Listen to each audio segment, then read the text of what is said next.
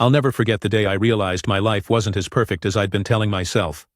My name is Kevin Morales, 35 years old, a father of two, and a project manager at a local tech startup in Pacific Mills. For a long time, I thought I had it all figured out. Comfortable suburban life, stable job, and a circle of friends that gave me plenty of laughs. Then one ordinary Saturday morning, I discovered a long simmering deceit that cracked my world open like a dropped vase. It all started when I noticed my wife, Brianna, texting more than usual. No big deal, right? Everyone stares at their phone these days. But it was the way her eyes lit up, the secretive smiles, the hushed little laughs she tried to hide. She kept her phone face down at the dinner table. She'd walk out of the room to answer calls, voice lowered to a confidential murmur. At first I chalked it up to her job. She's an interior designer, forever juggling clients. But I had this gnawing feeling, the kind that starts as a subtle ache in your gut and grows into something sharp. One night, after we put our kids, Oliver and Luna, to bed, Brianna told me she had to work late at the design studio. That itself wasn't unusual. She often stayed behind to finish sketches or source materials from overseas suppliers. But there was a catch. She left her sketchbook behind on the kitchen counter. I picked it up absent-mindedly, flipping through half-finished drawings of sleek living rooms and avant-garde kitchens. Then I found something odd tucked in there. A receipt for dinner at a restaurant across town, a place that definitely wasn't anywhere near her design studio. I remember how my breath caught in my throat. A part of me wanted to pretend it meant nothing. Maybe she had a last-minute meeting. Maybe she was checking out the restaurant's decor for design inspiration. But the unsettling feeling refused to leave. Her pen sketches of random patterns had scribbles of a name. Wes. Over and over again, in different styles. Wes with hearts around it. Wes in swirly fonts.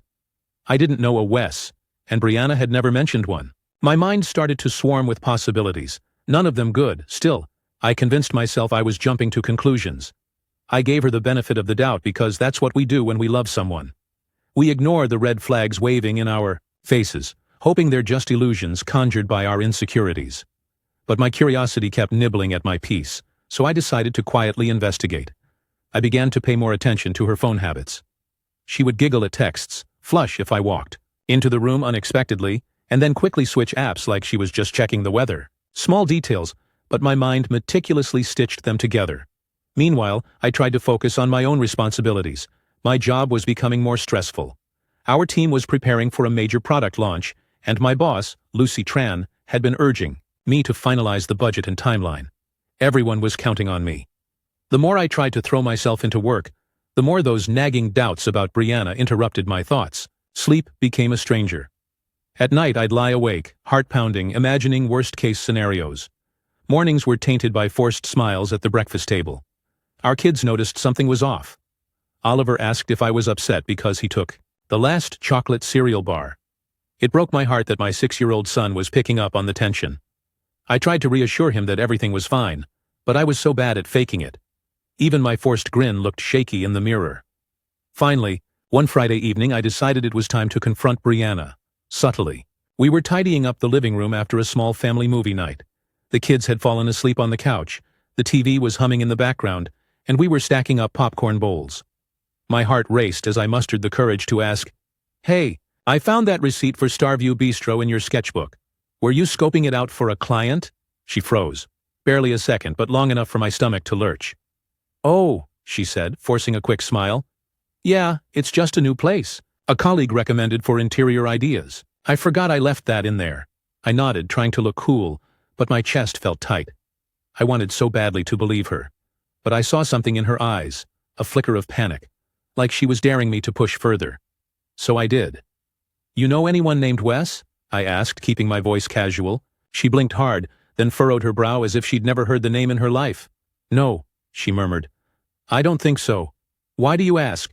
In that moment I wanted to lay all the cards on the table, show her the scribbles, tell her I wasn't stupid, but I couldn't bring myself to do it. I just shrugged and said, "I saw some notes in your book." Brianna let out a nervous chuckle, claiming it was just a random brainstorming session for a fictional client. Something about the dryness in her laughter made my throat constrict. That night, I understood. There was more to this story. I could smell betrayal drifting through our once safe home. I didn't know what form it would take. Infidelity, financial secrets, or something else entirely. But I knew I wasn't imagining things. Part of me was terrified to uncover the truth, but another part was so desperate for answers I would have done anything to get them. I tucked Oliver into bed, kissed Luna's forehead, and lingered in their room, letting the warmth of their soft breaths soothe me. As I closed their door, I made a silent vow. I would find out who Wes was. No matter how painful, I needed the truth, because I refused to live in the dark any longer. The next morning, I woke up to the sound of my phone vibrating against the nightstand. My buddy from college, Dominic, was calling me unusually early. Dom was the person I trusted most outside of my family. He had a golden sense of humor and a big heart. If I needed someone to guide me through a storm, it was definitely him. "Kev, I've got tickets to the Pacific Mills baseball game tonight," he said in a bright voice. "Box seats. A friend of mine owed me a favor. Want to join?" I paused. The last thing I felt like doing was going out for some casual fun. My marriage was on the brink of a meltdown, or so it felt. But I found myself saying yes, maybe because I needed a distraction.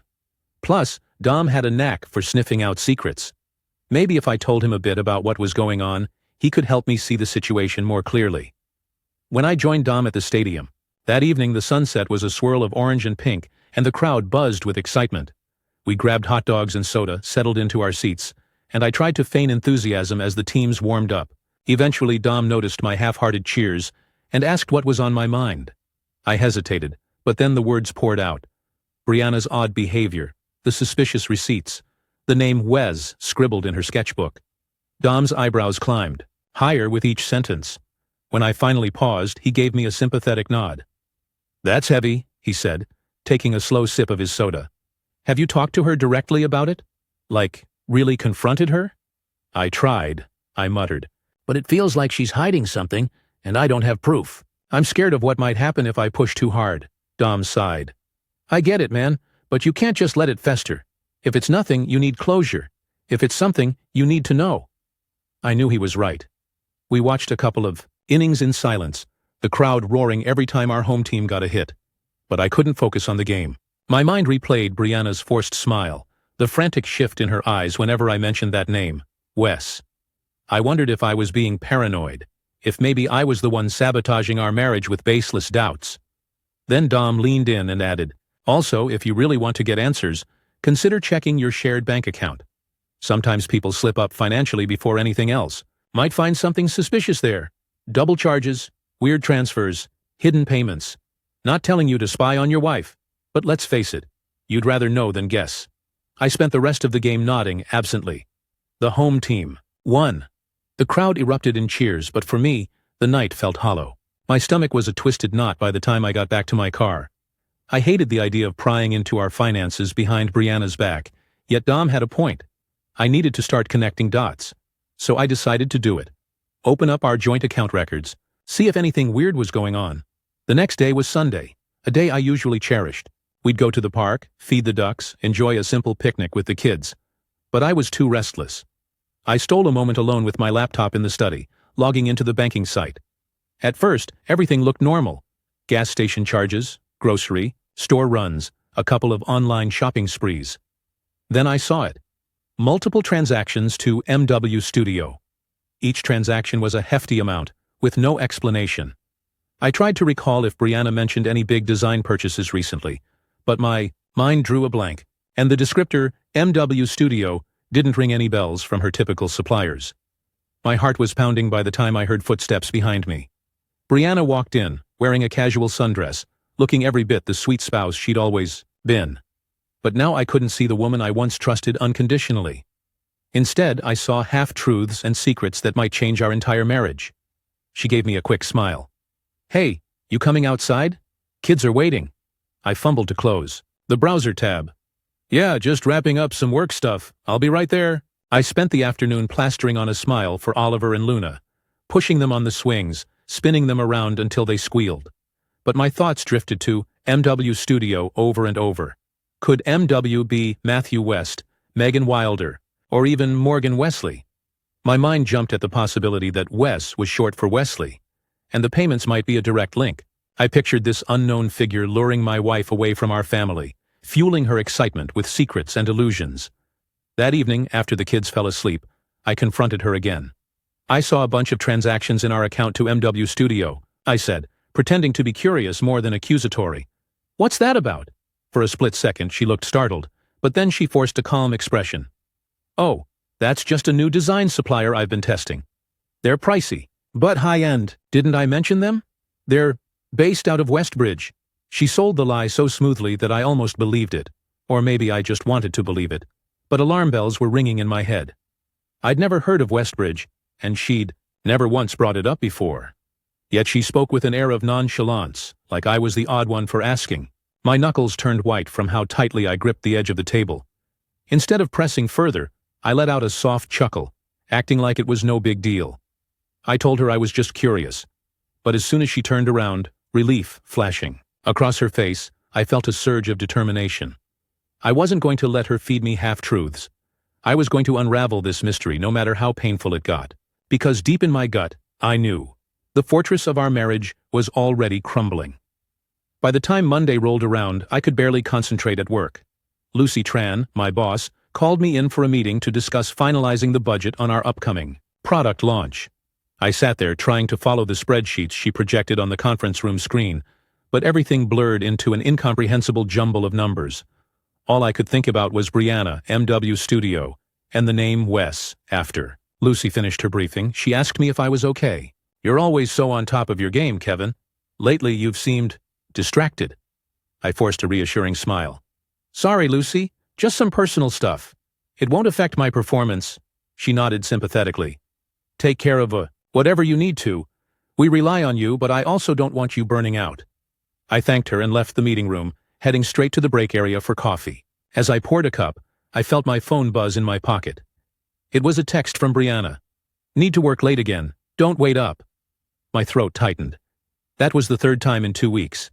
Part of me wanted to call her right away, demand answers, but I couldn't face that conversation over the phone. I needed something more concrete, so I decided to turn to the one place where secrets are often spilled. Social media. During my lunch break, I searched for MW Studio on various platforms. Buried under a few local design firms, I stumbled upon a page for a Maxwell and Wesley studio. My heart thrummed at the name Wesley appearing so prominently. The cover photo showed a stylish co-working space with large windows and wooden decor. I clicked on the staff list, scanning through headshots. Then I found him. Wesley Hart, artistic director. A tall, lean man with neatly styled hair, wearing a sleek black turtleneck, reminiscent of a modern-day Renaissance artist. My stomach clenched. Could this be the Wes behind all my worries? I scrolled through his posts, inspirational quotes, design tips, and a few photos of him standing in front of fancy restaurants with colleagues. One of the restaurants? Starview? Bistro. My blood went cold. The same place on Brianna's receipt. He'd tagged someone in the post, but her handle was just I Design Muse. No photo, no real name visible. But it didn't take a detective to guess it might be Brianna or some other collaborator. I tapped the handle, but it was set to private. No further clues, at least not without forcing the issue. After work, I rushed home, adrenaline pumping. The kids were with my mom for the evening. Thankfully, we'd arranged for them to spend a few days at Grandma's during summer break, so I had some room to breathe. I paced the living room, waiting for Brianna to come home. Hours ticked by. Finally, around 9:30, she walked in, looking more disheveled than usual. She set her purse down and exhaled in relief, like the day had been overwhelming. I tried a soft approach first. You seem stressed? Everything okay at work? She blinked, seemingly caught off guard by my gentle tone. Yeah, just a long day, that's all. My heart pounded. This was the moment. Bri, can we talk? I asked, leading her to sit on the couch. I took a calming breath, trying to keep my voice steady. I know you said MW Studio is a supplier, but I did some research. I found Maxwell and Wesley Studio. Is that who you're working with? Her face paled, and she nodded, stammering a little. Yes, that's them. I meant to tell you. They've just been helping me with some advanced design prototypes. I swallowed. Hard. And Wesley Hart? Do you know him personally? I found pictures of him at that restaurant. The same place on your receipt. Her eyes fluttered, and for a moment she looked like she might faint. But then she pulled herself together, giving me a look so vulnerable that a part of me ached. He's the artistic director, Kevin. We've collaborated on a few projects. Sometimes we discuss designs over dinner. It's purely professional. I so badly wanted to believe her. Maybe it was all innocent. But the way she said it, the slight tremor in her voice, told me there was more. Something deeper, more personal, laced with an intimacy beyond work. I felt tears pricking at the corners of my eyes, but I refused to break down in front of her. Instead, I asked, "Why all the secrecy then? Why hide the receipts and scribble his name like some teenage crush in your sketchbook?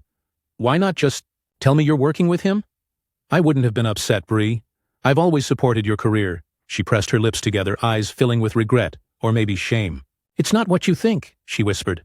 I didn't want you to misunderstand. He's a big deal in the design world, and I wanted to impress him. I wrote his name so many times because I was brainstorming a logo for a future collaboration. I'm sorry if I made it weird." Her explanation sounded so flimsy.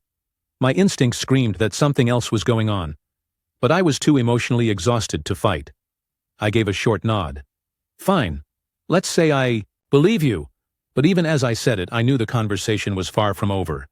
She let out a shaky breath, her relief almost tangible. Then she stood up and said she was going to take a shower, leaving me alone with my thoughts. I stared at the blank TV screen, my mind racing through every half-truth and suspicious clue. Maybe she was telling the truth about wanting to network with Wesley. Maybe this was all a misunderstanding. Or maybe I was living inside a crumbling fantasy, trying to hold on to the last piece of normalcy before it all collapsed. I went to bed without saying goodnight. Hours later, she slipped under the covers. I felt the mattress shift, smelled her shampoo in the darkness. Neither of us spoke. That silence was heavier than any argument we could have had. And, for the first time in our marriage, I truly felt like we were in bed with an invisible barrier between us. Despite the tension at home, I tried to maintain a sense of routine over the next few days, shuttling the kids around, focusing on my workload, and attending mandatory meetings. In the quiet moments, though, my mind always drifted back to Brianna and Wesley. I figured I had two choices: confront her with raw accusations or gather more facts to back up my suspicions. As painful as it was, I chose the latter. That decision led me to do something I never imagined. Late Thursday night, after Brianna had gone to bed, I found myself carefully picking up her phone from the nightstand. She was in a deep sleep. I could hear her gentle breathing. My hands shook as I entered the passcode I'd seen her type a dozen times when we were at the grocery store or a cafe. Within seconds, I was scrolling through her messages. Most were from her clients, family group chats, or her best friend, Cassie. Then I saw a thread with a W heart. My heart thundered in my chest. I opened it, half hoping I'd find nothing incriminating. Instead, I saw texts that were far too warm and personal for a simple work relationship. Lines like, "I can't. Stop thinking about how you smiled today," or "Tonight was beautiful. Can't wait for our next collaboration." My stomach flipped as I read the word collaboration, which seemed like a delicate mask for something else entirely. I scrolled further back and saw messages referencing dinners, inside jokes, and vague hints at stolen moments. I couldn't read more. I locked her phone and gently placed it back, my hands clammy, my pulse roaring in my ears. I felt like I was drowning in a sea of betrayal and heartbreak, fighting just to keep my head above water. I wanted to shake her awake and confront her, but there was a small voice in my head telling me to calm down, to let it sink in, to plan my next step carefully. The next morning I left for work early. I needed space to think, to let the devastation settle. My emotions ranged from fury to deep sadness, from paranoia to a perverse sense of relief that I finally had something concrete. At least now I knew. I wasn't imagining it. My marriage was under siege. The woman I had loved for over a decade, who had mothered my children, was sharing her heart with another man. I felt torn about telling Dominic. He was my rock, but I also feared his anger, or pity. I felt shame for even letting this happen in my marriage. Eventually I mustered the courage to call him during my lunch break. I spilled everything, including how I'd snooped on her phone and what I found. "Kevin, I'm not going to sugarcoat this," he said in a hushed tone. "That's bad. You need to confront her. You can't just let this go. She's emotionally involved with this guy, maybe physically too. Talk to her. If you want to salvage your marriage, it has to be out in the open." Salvage my marriage. The phrase clung to me, both a beacon of hope and a grim reminder of how deep this wound might go. Could it even be salvaged? What if the Brianna I thought I knew was gone? That evening I mustered all my courage. Once the kids were asleep, I cornered her in the kitchen, my heart pounding like a war drum. "Brianna, we need to talk. No more half-truths or excuses." She looked at me with apprehension. "Kevin, what is this about now?" she asked, trying to sound casual but failing miserably. I took a steadying breath. "I know you've been texting Wesley Hart. I know it's more than just work. I read your messages." Her eyes widened, face blanching. She opened her mouth to speak, but nothing came out. Finally, she managed a weak whisper. "You went through my phone?" I nodded. "Yes, I did. And I don't regret it because now I know the truth. You two have been meeting, sharing these feelings. How long? Bree? How long have I been a fool?" Tears slipped down her cheeks. She looked so broken that I almost pitied her, but my anger flared. She admitted they'd grown closer over the past couple of months. It started with design brainstorming sessions, dinners to discuss potential collaborations, but then lines blurred. "We never meant it to go this far," she sobbed. "He's been supportive in ways I felt you weren't. The stress from my projects, the feeling that our marriage was stagnant. I'm sorry, Kevin. I messed up." Her words cut me, but some part of me latched onto the notion that maybe this was fixable. "What do you want now?" I asked, my voice tight with both rage and desperation. "Do you want him, or do you want us?" She shook her head, tears falling freely. I don't know. I still love you, Kevin. It happened, and I couldn't stop it." Those words offered no solace. I was left reeling in a hazy mixture of love, hatred, betrayal, and heartbreak. I wanted to rage at her, scream about how she'd broken everything. But I saw how shattered she looked, and I realized I was just as broken. So I walked out of the house. I needed air, space, anything to keep me from crumbling entirely. I ended up sitting in my car in the driveway for hours, staring at the dark street. My mind flickered with memories, how Brianna and I used to dance barefoot in the kitchen when Oliver was a newborn, how she squealed with delight when I proposed to her on a ski trip. Now those memories felt tainted, overshadowed by her confessions of an emotional affair. Possibly more. I felt like a stranger in my own life. Eventually, I mustered the energy to go back inside. She was waiting in the living room, eyes red, face streaked with dried tears. We didn't speak as I trudged upstairs to sleep in the guest room. Lying in that smaller bed, I stared at the ceiling until dawn. I tried to piece together what this meant for our future. The only thing I was sure of was that we couldn't keep pretending. Everything had changed now, and there was no going back. Over the next week, my life became a carefully choreographed dance of raw emotion and forced civility. In front of Oliver and Luna, we attempted some semblance of normal. Brianna and I shared short, hollow conversations like, "Pass the salt," or "I'll pick up the kids today." But behind that facade, the tension was suffocating. Every shared glance felt like it carried 1,000 unspoken apologies, accusations, and regrets. Dom urged me to consider counseling, saying that a neutral third party might help us navigate the betrayal and decide if we wanted to fix our marriage or let it go. I was open to the idea, mostly because I was drowning in confusion and needed some lifeline. Brianna agreed, a flicker of hope in her eyes when I brought it up. It was the first time I saw her look even remotely optimistic since our confrontation. Our first counseling session was at a modest office downtown with a therapist named Dr. Yvonne Carlisle.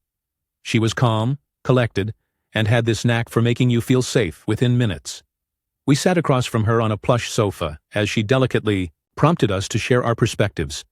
I started off quietly, explaining how I'd noticed Brianna's late nights and discovered her messages with Wesley. Brianna's voice trembled when she admitted that yes, she'd grown attached to him emotionally, feeling that they shared a creative spark she hadn't felt in years. "It's like I lost that spark in our marriage," she said haltingly.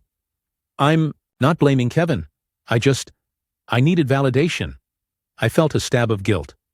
Maybe I had taken her for granted. Maybe in chasing my own career success and fatherly duties, I forgot to be her partner in a deeper sense. But the sting of betrayal still overshadowed my self-blame. Part of me wanted to shout, "You could have told me you were unhappy." Instead, I just nodded, letting Dr. Carlisle guide the conversation. "You both have to decide," she said gently, "if your bond is strong enough to weather this breach of trust. Affairs, emotional or otherwise, can sometimes be a catalyst for real change, but only if you confront the underlying issues." We left that session exhausted but slightly more at ease. Over the next few days, Brianna and I tiptoed around each other, mustering cautious hope. She promised to cut contact with Wesley, telling him they could no longer collaborate outside of strictly professional bounds. I could see how torn she was about letting him go. A part of me hated how it hurt her. Shouldn't she be happy to cut ties with the man who helped wreck our relationship? But I tried to be patient. We had years of love behind us, and I wasn't ready to toss it away without a fight.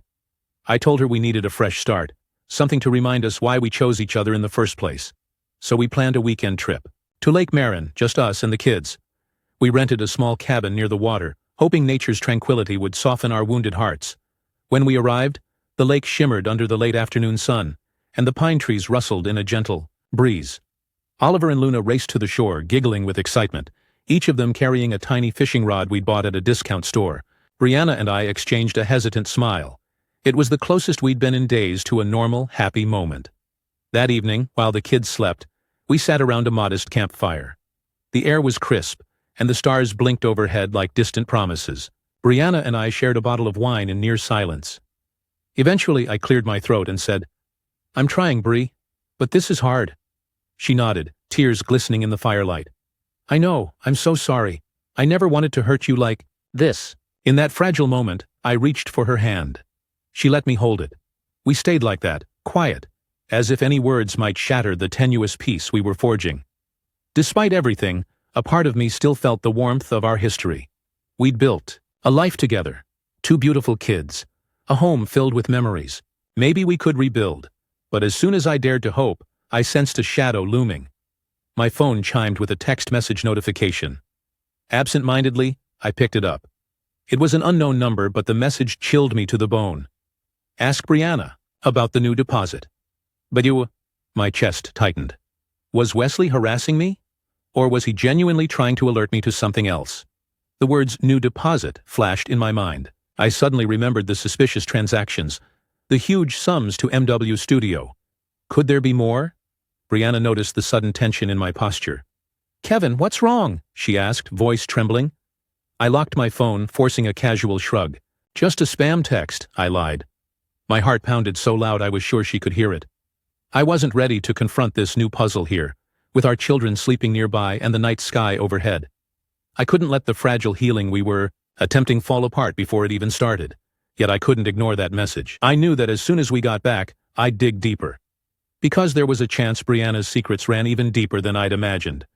And if that was true, then maybe I was still just a naive fool desperately clinging to a dream that no longer existed. We returned from Lake Marin late Sunday afternoon, the kids in surprisingly good spirits. They had fun swimming, fishing, and roasting marshmallows. Brianna and I barely spoke on the drive back, still shell-shocked by the text I'd received from Wesley. I kept my phone on silent, trying not to let the kids sense my anxiety. Meanwhile, Brianna stared out the window, lost in her own thoughts. As soon as we got home, I sent Oliver and Luna to play in the backyard. Then I darted to the study and fired up my laptop, determined to figure out if there really was a new deposit or something else suspicious in our finances. Brianna was busy unloading the car, so I had a few minutes of privacy. My heart raced as I navigated to our bank's website once again. To my horror, I saw a fresh wire transfer of a significant amount. Money leaving our joint account and heading to MW Studio. The date was from just 2 days ago, when we were at Lake Marin. My hands trembled on the keyboard. She'd promised she was done with Wesley, that she'd stop all personal entanglements.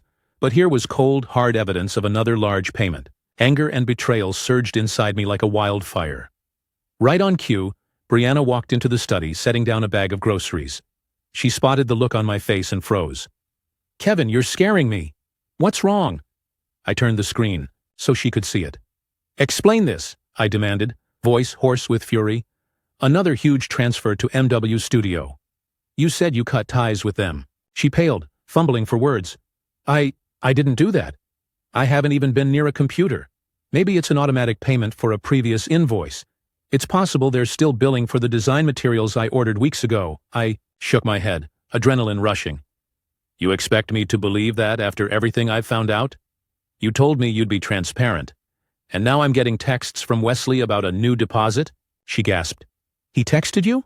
That's not—" "Kevin, there has to be some misunderstanding." But I was beyond calming down. The months of lies, the emotional affair, the cryptic messages, everything coalesced into a wave of rage. "Either you're still involved with him, or he's scamming us somehow. Which is it, Brianna? Because I'm done being lied to."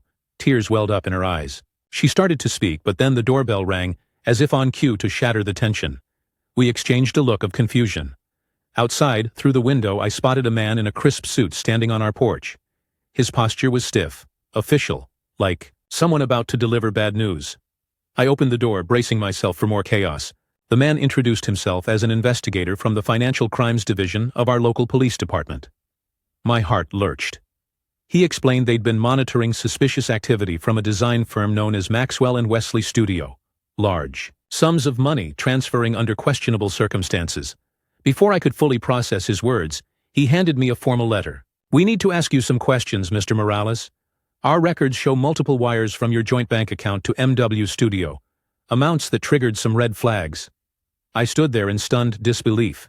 Brianna appeared behind me, eyes wide with fear. The investigator continued. "We suspect the firm might be running an elaborate fraud scheme, sometimes forging authorization for transactions. We've reason to believe your wife's design account may have been compromised, or that she was targeted directly." In that single breath, the entire narrative flipped. Could it be that Brianna wasn't continuing an affair at all? That Wesley was funneling money using her name and login credentials to siphon funds? Or was she complicit? My head spun. Brianna burst into tears, explaining to the investigator that she'd collaborated on a few design proposals with Wesley. She'd given him partial access to her accounts for design-related expenses, but never authorized these massive transfers. "I swear, I never meant to do anything illegal," she sobbed. The investigator nodded, pen scribbling notes. "We'll need you both to come in for a statement," he said gently. "In the meantime, please gather all documentation you have on the transactions with Maxwell and Wesley Studio." After he left, Brianna and I stood in the hallway, stunned. The tension between us had morphed from personal betrayal to a shared sense of shock. I stared at her tear-streaked face and realized something unimaginable. Maybe Wesley was playing both sides, using Brianna's affection to manipulate her finances, all the while letting me believe it was an affair. Perhaps there had indeed been an emotional entanglement, but it also looked like an elaborate con. We spent hours combing through emails, invoices, and design mock-ups. She found partial contracts from Wesley, pages that looked legitimate, but were riddled with suspicious clauses upon closer inspection. My heart sank. He'd roped her in with promises of big design deals, emotional compliments, and illusions of grandeur, and he nearly destroyed our marriage in the process. That night, once we managed to calm the kids and assure them everything was okay, Brianna and I sat down at the kitchen table. Neither of us touched our dinner. Finally, I broke the silence. "I'm still furious about what happened between you and Wesley, but if this is what I think it is, then he's been conning you. Conning us." She closed her eyes, tears slipping down her cheeks. "I let myself get too close, Kevin. I was naive, maybe even foolish. But I swear I didn't mean for any of this to happen. I didn't want to hurt you, or our family. I felt unnoticed, and he took advantage of that." I took a long, shaky breath, swirling with heartbreak, anger, and a strange sense of relief. "We'll figure it out," I murmured, though I wasn't sure how. The road ahead looked treacherous, legal battles, rebuilding trust, all wrapped in the guilt and pain we carried. But in that moment, we made a silent pact to face it together. Despite the fractures and betrayals, we were still a family. As we locked eyes, I caught a glimmer of the love that had once bound us so strongly. It wasn't a perfect resolution. It wasn't a fairy tale ending. But it was a chance. A powerful, unexpected twist on our story. And maybe our only shot at redemption. Were we broken? Absolutely.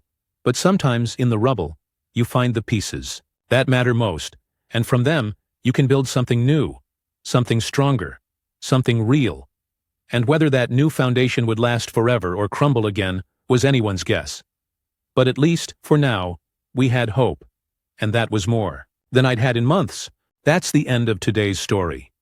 Did things turn out the way you thought? Or were there some surprises along the way? Share your thoughts in the comments. I'd love to hear what you think. If you enjoyed this journey, don't forget to hit the like button. And if you haven't joined the community yet, now's the perfect time. Subscribe and turn on notifications so you're always the first to catch new stories. Thanks for watching, and I'll see you in the next adventure.